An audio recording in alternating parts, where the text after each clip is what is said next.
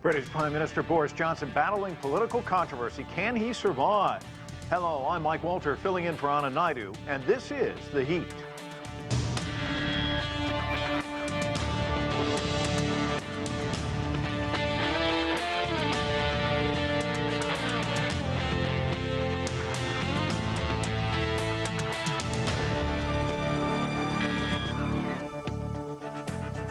For weeks now, the British Prime Minister has been trying to beat back a political scandal that is threatening his career.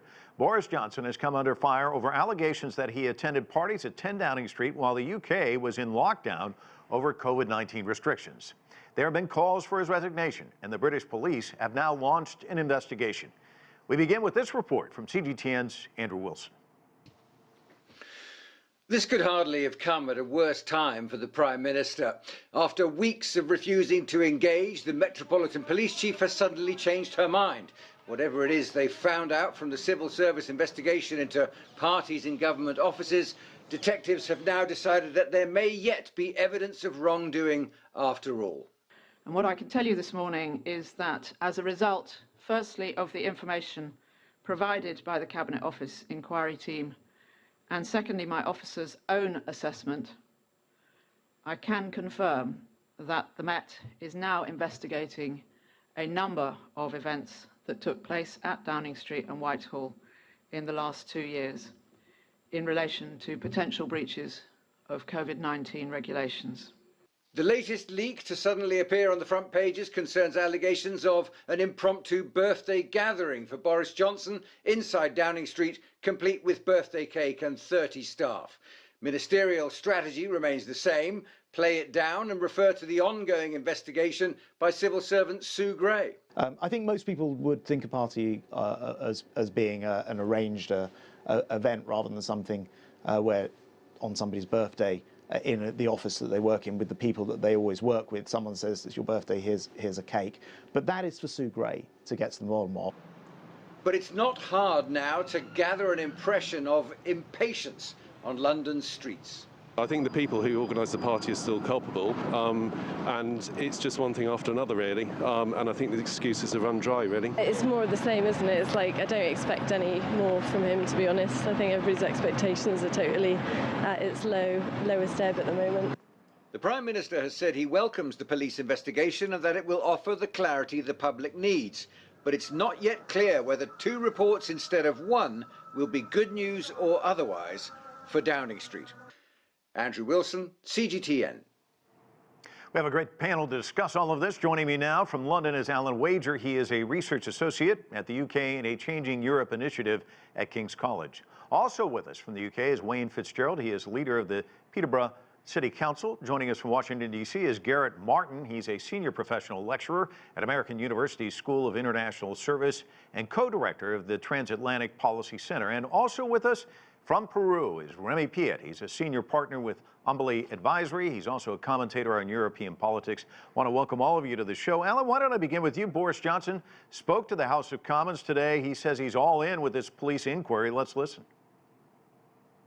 So I welcome the Met's decision to conduct its own investigation because I believe this will help to give the public the clarity it needs and help to draw a line under matters. But I want to reassure the House, Mr. Speaker, and the country that I and the whole government are focused 100% on dealing with the people's priorities, including the UK's leading role in protecting freedom around the world. Alan, he's trying to stay out in front of all of this. What do you make of these latest developments? They reinforce the fact that potentially there's no way out, really, for Boris Johnson. I mean, he's not really got to worry about any legal threat to himself. He's got to worry about the very real political threat. And, I mean, it's just never going to go away. Whether it's last week he managed to get away with it because MPs defected to the Labour Party. That sort of delayed things by a little bit. MPs are now talking about the Ukraine crisis as being a bad time to change leader, but there's always going to be something. But one week there won't really be a crisis, and that'll be the week that Boris Johnson has sort of run out of road. I think we're really the clocks started on the end of his tenure as Prime Minister. Essentially, there's very little he can do now. He can't turn the clock back and not have those parties and those gatherings, and he can't change the law, which at the time didn't permit them. So that's really where he is, and a lot of this is sort of theatre and sort of irrelevant to the sort of core facts of what's happened here. Wayne, I know you're a supporter of Boris Johnson. You saw in Andrew's piece, though, the general public, though, seems pretty fed up. Where do you see things right now?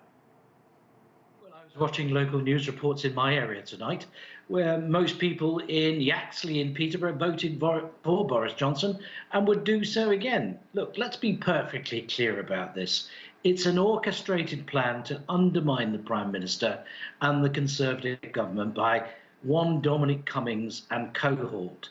The public have a great deal of affection for the Prime Minister. And you've got to remember, we use these words like allegations, even in your opening report tonight. And the Prime Minister has always denied having parties. It's the media, it's the press, it's the enemies of Boris and the government that keep pitching this thought to the public about parties and wrongdoing. The Prime Minister has been very clear so far.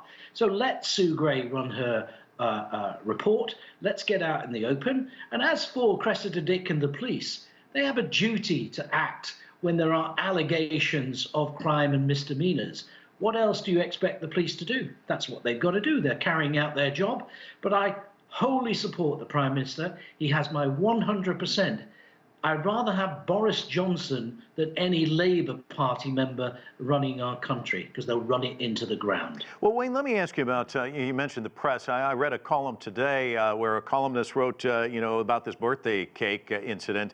And they said they have no idea why they didn't have a birthday party for their sixth grader, because their daughter birthday was at the same week, was hanging out with her classmates, basically same scenario as this person sees it. What's the difference, the columnist writes? He's obviously getting beat up in the court of public opinion. You heard from some of the people on the street there.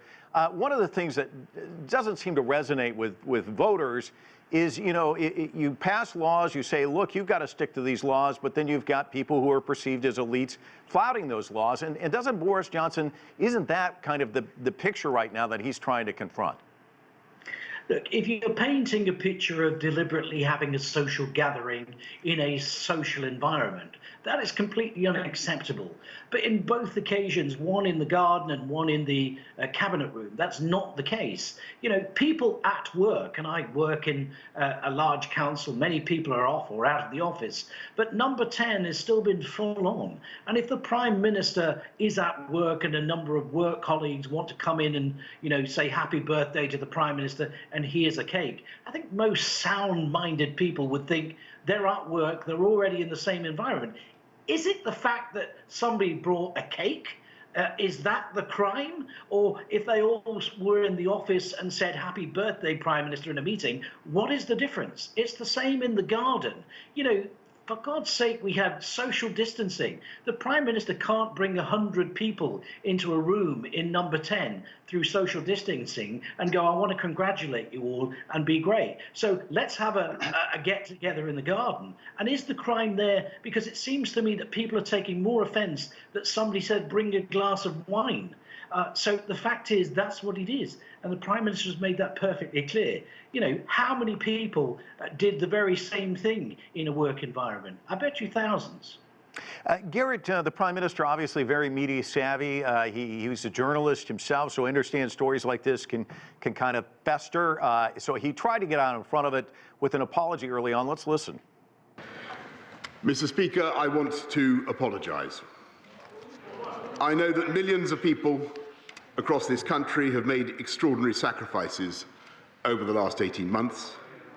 I know the anguish that they have been through, unable to mourn their relatives, unable to live their lives as they want, or to do the things they love. And I know the rage they feel with me and with the government I lead when they think that in Downing Street itself, the rules are not being properly followed by the people who make the rules. Garret, the formula is, you apologize, you fall on the sword. Hopefully the story dies down. That's not happening. What's your view on this? Well, I think the problem, I mean, there are multiple problems. A, the apology comes too late. I mean, in the past, the Prime Minister said very different things. So I think that's already a problem. The perception that Boris Johnson has not been entirely honest is deeply ingrained amongst many parts of the British public. So that's hard to undo. I think the second element, it's not just one allegation. Even if there are allegations, as correctly mentioned, it's about 16 incidents that are investigated. So it's a significant number. So I think that impression of hypocrisy is going to be very hard to undo, even if the report by Sue Gray and even if the investigation by the Met, try to sort of understate the extent, it's still going to be very hard to change our perception that Boris Johnson and Downing Street not only had certain regulations, but also their speeches, their words at the time said one thing and their actions spoke very differently. And you're speaking here of the pandemic, which really affected every citizen. The deprivations affected people very widely and very personally. So that really, I think, resonates in a very negative way for the Prime Minister. Remi, this controversy coming at a critical time, Russia mounting troops there at the border with Ukraine. So I want to get the sense of how the European community is viewing all of this. Well, obviously, there's a little sense of looking at this with a smile on the side of the mouth, saying, "I can't believe that there was no kind of statesmanship from Boris Johnson at a time of crisis in the UK." I mean, as the previous intervenant was mentioning, I mean, we're talking about 16 occurrences here. It's actually completely foolish to say there's just that Boris Johnson showed up and there was a birthday cake. We're looking here at a complete behavior of lack of empathy with the population at a time where you actually telling them that they should not be spending time with their loved ones, some of them sick and bedridden with COVID, and at the same time there was absolutely no rule of law and no behavior that could be acceptable at the 10 Downing Street.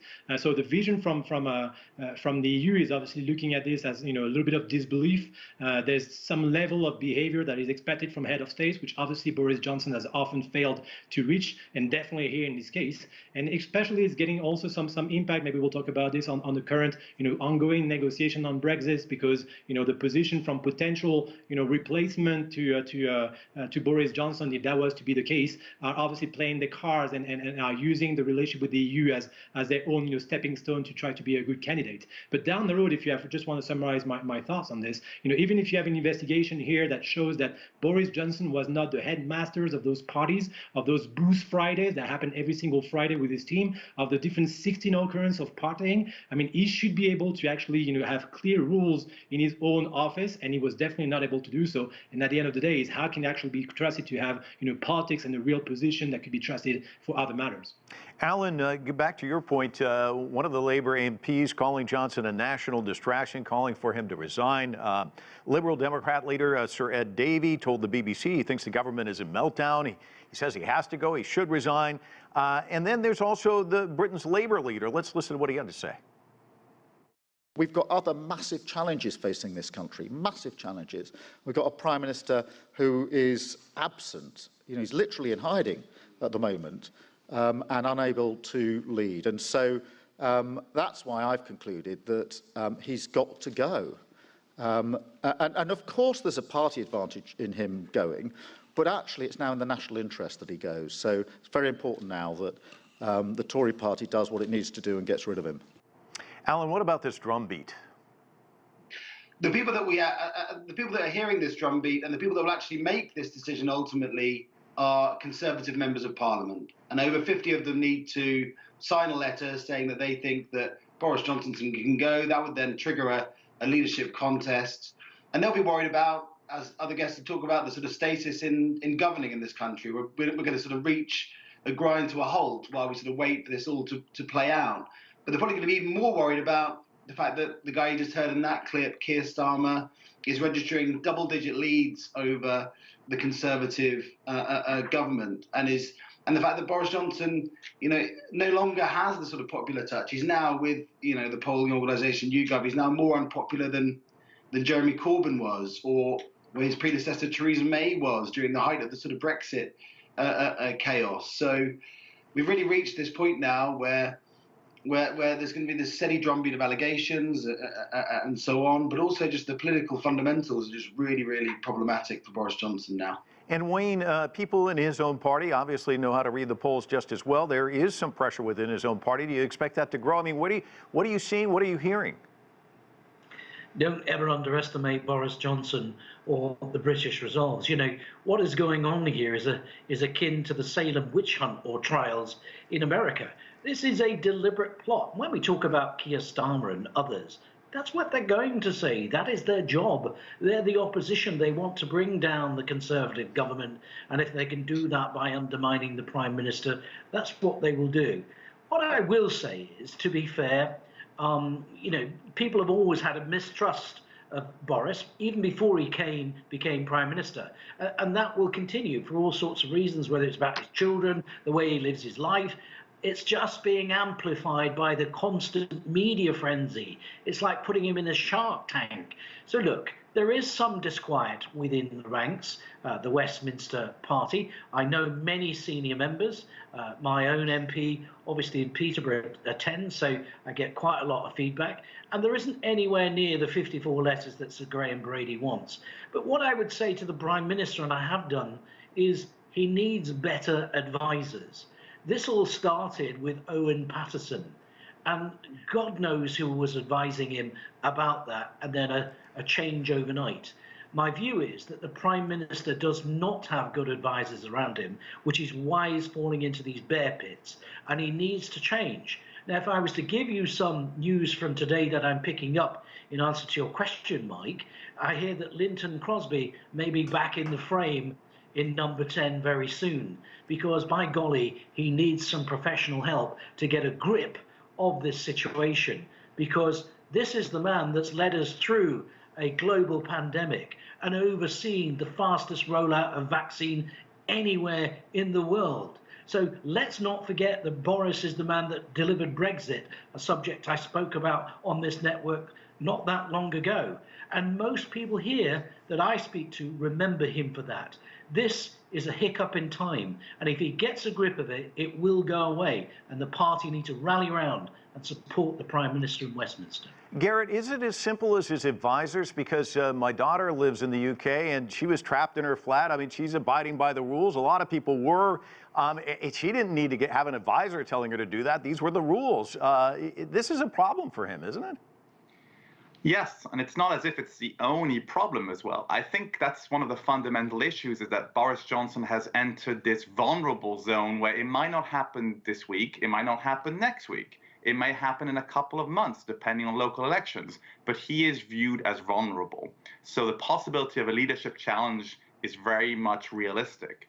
There are other allegations, an allegation around a former minister who has made an allegation that she was dismissed because she was Muslim, that concerns over inflation, concerns over possible tax hike. So it's not as if Partygate is the only issue afflicting him. And I think the other element, too, is let's not forget that although we've had multiple Conservative prime ministers, the Conservatives have been in power for 12 years. So there is also normal wear and tear. I don't disagree that Boris Johnson has often been the Teflon prime minister, but just because it's been the case previously does not mean it will forever be so. And Remi, as he grapples with this domestic nightmare, if you will, he still has Brexit on his hands, as you pointed out. He's still got to deal with COVID. We talked about Ukraine. How is this wounded Boris Johnson going to navigate all of that, and how do you see that playing out? And what are the concerns there with the European members there? I mean, you're very right to try to put in a larger picture, because actually the situation is far from being very positive for the British economy that just recorded the worst numbers in December since February 2020, probably obviously impacted by Omicron. That shows the incapacity of Boris Johnson to have, a clear vision on how to face the virus. And obviously, when I hear that it's a deliberate plot from the media to actually put in jeopardy Boris Johnson, I mean, let's be honest here for a second. Let's start with the conspiracy theory. It's not a question of putting a deliberate plot. It's his decision not to be able to enforce and show the example to the rest of the population. When you talk about Brexit now, I mean, right now you're seeing the UK in November actually recorded a good news. They actually received the economy has reached, for the first time, the COVID era, so I'm just caught up with the situation, the economic situation before COVID. But that's still a few months after, countries such as Denmark, France, that have been able to reach that situation and those results economically much before the UK. So there's really not much to boast about for Boris Johnson. An incapacity to run his own office, an incapacity to show example when he actually tells people that they have to stay alone in their apartments, not seeing their loved ones, even if they're sick, and at the same time come back to their office and just have parties with his co-workers. I don't see what is the role of advisors on this one. And in terms of economic results and Brexit, we're really seeing the proof that we're still having so many problems for exporters in the UK that have been cut off a series of very important markets in the European Union, and a struggle to be able to find some additional trade partners. So how much you want to paint it as a rosy picture is really a very, very biased perspective on the situation in the UK today. And Garret, as a former journalist, Johnson recognizes there will always be follow-ups. There will always be people to ask about this, including his predecessor, former Prime Minister Tony Blair. Let's listen to what he had to say.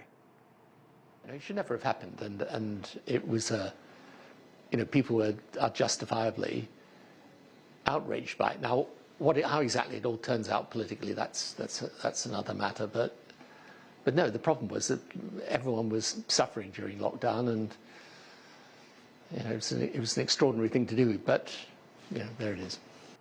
Tony Blair had his own dust-up with authorities. He was interviewed as a witness by officers in 2006 in a cash for honors controversy. It didn't seem to impact him, but this is different, isn't it?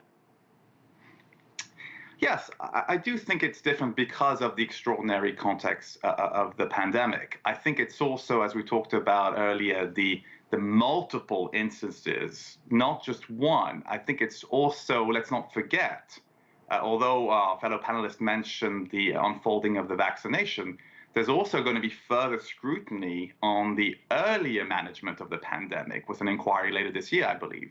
So I think it's also different from that context because of the extraordinary level of scrutiny, the extraordinary level of deprivation, and the resonance of the behavior of Downing Street, or the perception that Downing Street was acting in a certain way and it was speaking very differently to the public. I do think the one possible saving grace for Boris Johnson is, the Conservative Party has to decide, are they better off with Boris Johnson, or what are the alternatives? And you're also going to have someone taking the lead, taking the risk in trying to unseat Boris Johnson. And I know there's an old proverb that says, he who yields a knife never wears a crown. So there's going to be hesitation between some of the prospect candidates to succeed him as to whether it's a good idea and whether the timing is adequate. Well, so then, that may be the saving grace for Boris Johnson. Well, then let me ask you the natural follow-up. Do you see any natural successors? Are there people in the wings? Well, the two people I think that are spoken of course, is Rishi Sunak, the current Chancellor of the Exchequer, and Liz Truss, who's dealing with the negotiation with Brexit.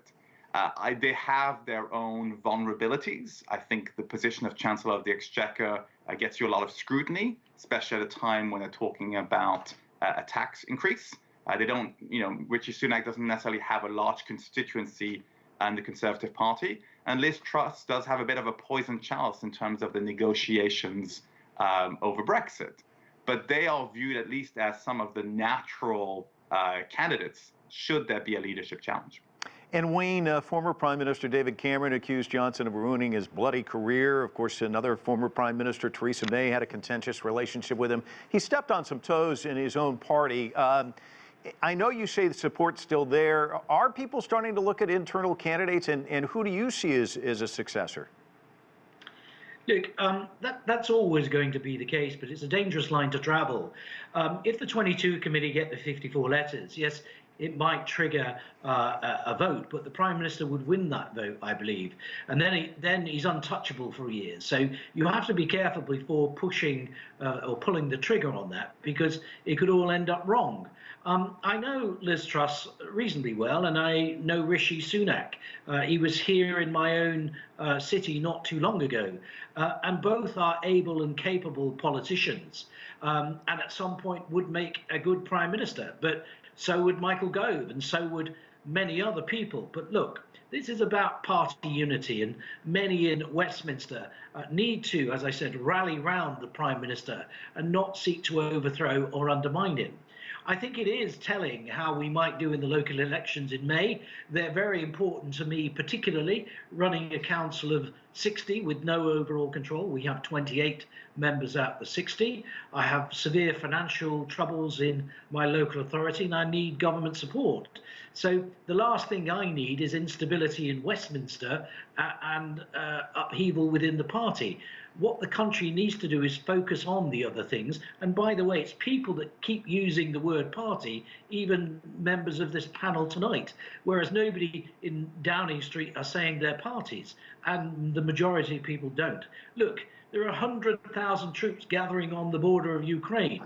Inflation is running high in this country. There are far more pressing issues that matter day to day to people in the UK, rather than wasting time on all this nonsense about parties and alleged breaches of the rules or the law. Process will follow that. If the Prime Minister is found to have broken the law, then he should be treated the same as everybody else. And if Sue Gray's report or anything else brings out any misdemeanours, then that should be dealt with by the parliamentary party and we should follow the rules. But I just want to move on from the whole thing, and so do most of the people in the UK. They're sick and tired of it. Alan, he says there are a lot more pressing issues out there other than this, but this seems like the type of thing that people were talking about at the post office or the grocery store. When do you expect these two reports to be dropped, and what are the possible outcomes? So we expect tomorrow the report from the civil servant to come out and become public, and for Boris Johnson to have to make a statement about it. And in the press tonight, there are rumours that within that report are pictures of Boris Johnson, next to bottles of wine, taking photos with members of his staff, and so on. And so that could be a further sort of political problem for him. And then it'll take weeks probably for the police investigation to come through. But throughout that time, the political problem, the fact that Boris Johnson potentially is no longer the election winner that he once was, is going to just have to be faced up to by the Conservative Party. But also, as other panelists have said, Boris Johnson had a political alchemy. He was able to unite that coalition, principally around Brexit, but also his own personality. And it's going to be really interesting to see over the next few weeks and months whether the Conservative Party facing up to the sort of existential question of what to do after Boris Johnson. And I think that's the big unknown is what. Well, we're going to have to leave it there, Alan. Thank you for your analysis. We want to thank all of our guests. That's it for this edition of The Heat. I'm Mike Walter in Washington, D.C. Thanks so much for watching.